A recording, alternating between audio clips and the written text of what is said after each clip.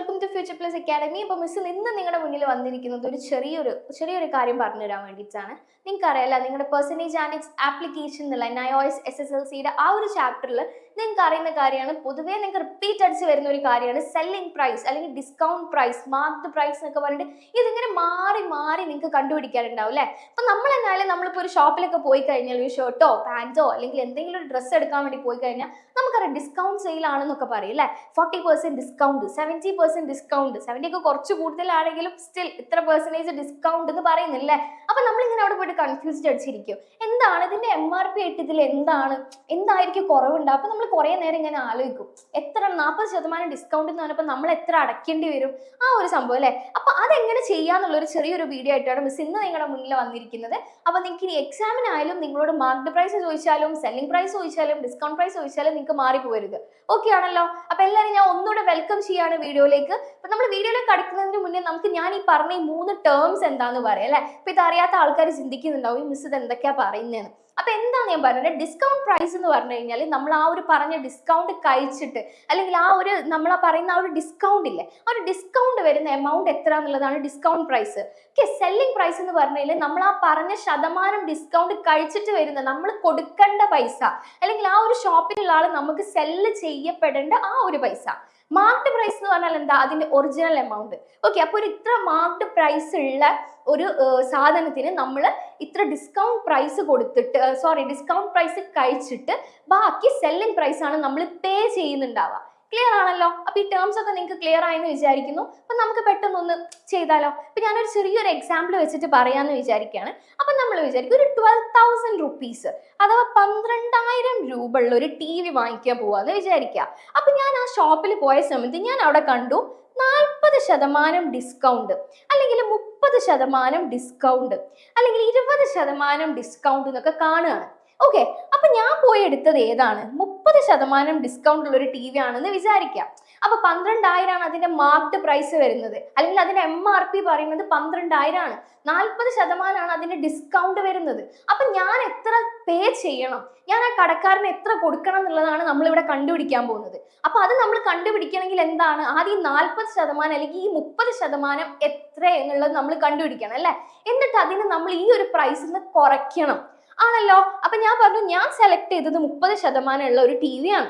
എനിക്ക് കണ്ടപ്പോൾ ഇഷ്ടമായത് അതാണ്. അപ്പൊ അതിന്റെ മാർക്ക്ഡ് പ്രൈസ് എന്താണ്, 12,000 ആണ്. അപ്പൊ നമുക്ക് പെട്ടെന്നൊന്ന് ചെയ്തു നോക്കിയാലോ. അപ്പോ ഈ ശതമാനം അല്ലെങ്കിൽ ഈ പെർസെൻറ്റേജ് എന്നൊക്കെ പറയുന്നത് നിങ്ങൾക്ക് അറിയുന്ന കാര്യമാണ്. എന്നാലും മിസ് ഒന്നുകൂടെ പറയാണ്, ഇതിന്റെ മാക്സിമം എത്രയാണ്, 100 ആണ് അല്ലെ. എത്ര തന്നെ ആയാലും അതിന് കോടികളായിക്കോട്ടെ, അതിനെല്ലാം നമ്മൾ ഒരു 100ലേക്ക് ചുരുക്കി കൊണ്ടുവരുന്നതാണ് പെർസെൻറ്റേജ് അല്ലെങ്കിൽ ശതമാനം അല്ലെ. നമ്മളൊരു വലിയൊരു എമൗണ്ട്, ഇപ്പൊ ഇതന്നെ ഈ 12,000 രൂപനെ നമ്മൾ എന്താക്കണം, 100ലേക്ക് കുറയ്ക്കുകയാണ്. അപ്പൊ അതിന് ഈ മാർക്ക്ഡ് പ്രൈസ് എന്ന് പറയുന്നതാണ് 100%, അല്ലെങ്കിൽ 12,000 എന്ന് പറഞ്ഞാൽ അതിന്റെ ഫുൾ എമൗണ്ട് ആണ്, അതിന്റെ റിയൽ പ്രൈസ് ആണ് അല്ലെ. ആ റിയൽ പ്രൈസ് ആണ് 100%. ആ 100ന്ന് 30% കുറച്ചിട്ട് ബാക്കി 70 നമ്മൾ പേ ചെയ്താൽ മതി ആണല്ലോ.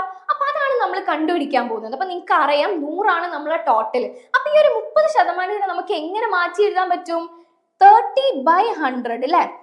100ൽ 30, ഈ 100ൽ 30% നമുക്ക് കുറയണം.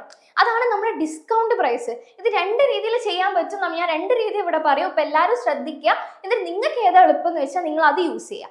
ഓക്കെ ആണല്ലോ. അപ്പൊ എനിക്ക് എന്തിന്റെ 30% കാണേണ്ടത്, 12,000ന്റെ 30% എത്രയെന്നാണ് അറിയേണ്ടത്. അപ്പൊ നമുക്കറിയാം അല്ലെ, മുകളിലും താഴെയും 0 വന്ന് ഇങ്ങനെ കട്ട് ചെയ്ത് പോവാം. ഇനി ആരാ, 30 × 120. 30 × 120 എന്ന് പറഞ്ഞാൽ എന്താ, 3 × 12 36 ആണ് നമുക്കറിയാം. പിന്നെ ബാക്കി 2 0, 3,600 രൂപ എനിക്ക് റിഡക്ഷൻ ഉണ്ടാവും. ഞാൻ ആ TV ചൂസ് ചെയ്യുകയാണെങ്കിൽ 12,000ന്ന് എനിക്ക് എത്ര കുറയ്ക്കാം, 3,600 രൂപ കുറച്ചിട്ട് ബാക്കി ഞാൻ പേ ചെയ്താൽ മതി. 12,000ന്ന് 3,600 രൂപ കുറയ്ക്കുക എന്ന് പറഞ്ഞാൽ ഞാൻ എത്ര അടച്ചാൽ മതി, ആകെ 8,400 രൂപ, 8,400 റുപ്പീസ് ഞാൻ അടച്ചാൽ മതി. അപ്പൊ ഇതിന്റെ മാർക്ക്ഡ് പ്രൈസ് ഏതാണ്, 12,000 ആണ്. സെല്ലിംഗ് പ്രൈസ് ഏതാണ്, 8,400 ആണ്. ഡിസ്കൗണ്ട് പ്രൈസ് ഏതാണ്, 3,600 ആണ്. ഡിസ്കൗണ്ട് പെർസെൻറ്റേജ് 30% ആണ്. ക്ലിയർ ആണല്ലോ. ഇങ്ങനെ ചെയ്യാം ഫസ്റ്റ് മെത്തേഡ്. ഇനി രണ്ടാമത്തെ മെത്തേഡ് ഞാൻ പറഞ്ഞു അല്ലെ, 30% ഡിസ്കൗണ്ട് എന്ന് പറഞ്ഞാൽ ഞാൻ എത്ര ശതമാനം പൈസ അടയ്ക്കണം, 100 മൈനസ് 30 ചെയ്താൽ നമുക്ക് എത്ര കിട്ടും? 70 കിട്ടും അല്ലെ? 70% പൈസ ഞാൻ അടയ്ക്കണം. 30% ഡിസ്കൗണ്ട് ഉണ്ട്, 70% എനിക്ക് പൈസ അടയ്ക്കണം ആണല്ലോ. അപ്പൊ ആ 70% എത്രയെന്ന് ഞാൻ കണ്ടുപിടിച്ചാ പോരെ? അപ്പൊ അത് നോക്കാം നമുക്ക്. 70% എന്ന് പറയുന്നത് നമുക്ക് എങ്ങനെ എഴുതാം? 70/100 എന്ന് എഴുതാം അല്ലെ? എന്തിന്റെ 70 12,000ന്റെ 70 എനിക്ക് കണ്ടുപിടിക്കേണ്ടത്. നേരത്തെ മിസ് പറഞ്ഞ പോലെ തന്നെ മുകളിലും താഴെയുള്ള 0 ക്യാൻസൽ ചെയ്തു. അപ്പൊ 70 × 120, അപ്പൊ 7 × 12 അല്ലെ? 12 × 7 എന്ന് പറയുന്നത് 84 2 0 ഇട്ട് കൊടുത്ത് ഡയറക്റ്റ് ആൻസർ കിട്ടിയില്ല അല്ലെ? അപ്പൊ ചിലർക്ക് ഇതായിരിക്കും എളുപ്പം, ചിലർക്ക് ഡിസ്കൗണ്ട് പ്രൈസ് കണ്ടുപിടിച്ച് മൈനസ് ചെയ്യുന്നതായിരിക്കും എളുപ്പം. അപ്പൊ നിങ്ങൾക്ക് എളുപ്പം ഏതാണോ അത് ചൂസ് ചെയ്യുക. അപ്പൊ ഇനി ആരും സെല്ലിംഗ് പ്രൈസും ഡിസ്കൗണ്ട് പ്രൈസും ഒന്നും തമ്മിൽ മാറിപ്പോലല്ലോ, ഈസി അല്ലേ? അപ്പൊ കൂടുതൽ എക്സാമ്പിൾസ് ഇതേപോലെയൊക്കെ ഉള്ളത് കിട്ടുകയാണെങ്കിൽ നിങ്ങൾ എടുത്ത് ചെയ്ത് നോക്കുക, ഇതും നിങ്ങൾ അപ്ലൈ ചെയ്ത് നോക്കുക. ഓക്കെ ആണല്ലോ? അപ്പൊ ഇതേപോലുള്ള more വീഡിയോസിന് വേണ്ടിയിട്ട് നിങ്ങൾ ഫിഷ് പ്ലസ് അക്കാഡമിയുടെ യൂട്യൂബ് ചാനൽ സബ്സ്ക്രൈബ് ചെയ്യുക. Thank you so much.